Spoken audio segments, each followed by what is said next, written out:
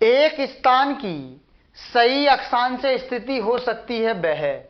बहुत अच्छा क्वेश्चन है, बहुत अच्छा प्रश्न है, सबसे बेमिसाल प्रश्न है कि एक स्थान की जो सही अक्षांश से स्थिति हो सकती है। बहुत महत्वपूर्ण प्रश्न है, बहुत बड़ा महत्वपूर्ण प्रश्न है। अगर आप लोगों को चीजें समझ में आई तो इसका आंसर देंगे, नहीं तो नहीं देंगे। 91 डिग्री उत्तर, 45 डिग्री पूरब, 45 डिग्री दक्षिण और 91 डिग्री पश्चिम। तो इसमें से कौन सा आंसर सही होगा? अक्षांश रेखाओं की वो चर्चा कर रहा है, तो ये मान लेते हैं 0 डिग्री है और 0 डिग्री जिसका नाम हो गया भूमध्य रेखा, और भूमध्य रेखा से इधर चलें 10 डिग्री, 20 डिग्री, 90 डिग्री तक इधर, और आप लोगों को पता इधर से 10 डिग्री, 20 डिग्री, 30 डिग्री और 90 तक ही एस इधर हो गया। तो इस प्रकार से इसमें एक स्थान है जो सही अक्षांश स्थिति पर स्थित है। इसमें से कौन सा? पहली बात, 91 में उत्तर तो होता ही नहीं है, 90 होता है, ये भी नॉर्थ होता है, तो पहला तो गलत हो गया। 45 डिग्री पूरब तो क्या होती है? देशांतर होती है, जबकि हमसे चर्चा किसकी करा रहा है? वो अक्षांश रेखाओं की करा रहा है। 90 तक की होती है, लेकिन 45 पूरब थोड़ी होती है देशांतर रेखाएं, अक्षांश रेखाएं।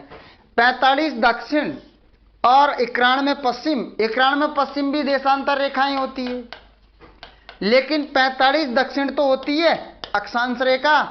45 दक्षिण क्या होती हैं? अक्षांश रेखाएं होती हैं।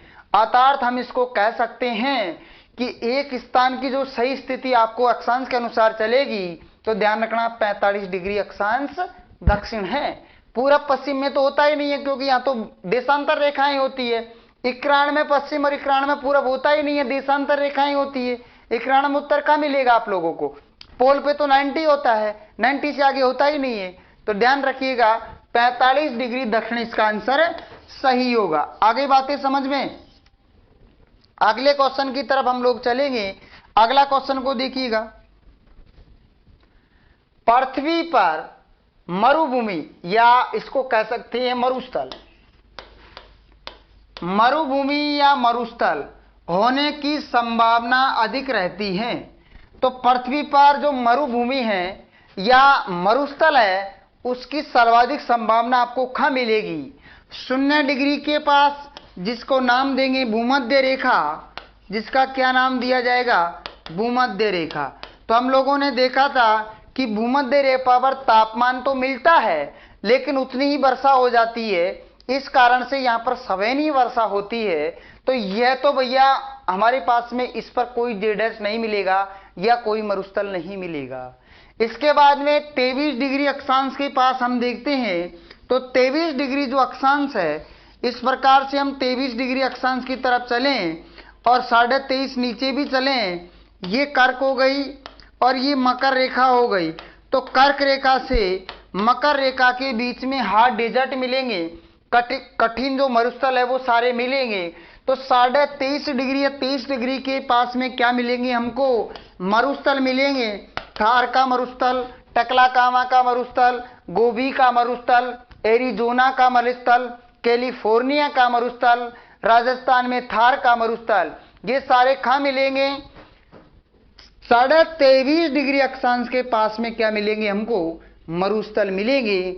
न 50 में मिलेंगे न 70 में मिलेंगे। ध्यान रखिएगा, बहुत बड़ा अच्छा क्वेश्चन है कि पृथ्वी पर मरुस्थल सर्वाधिक होने की संभावना कहां है।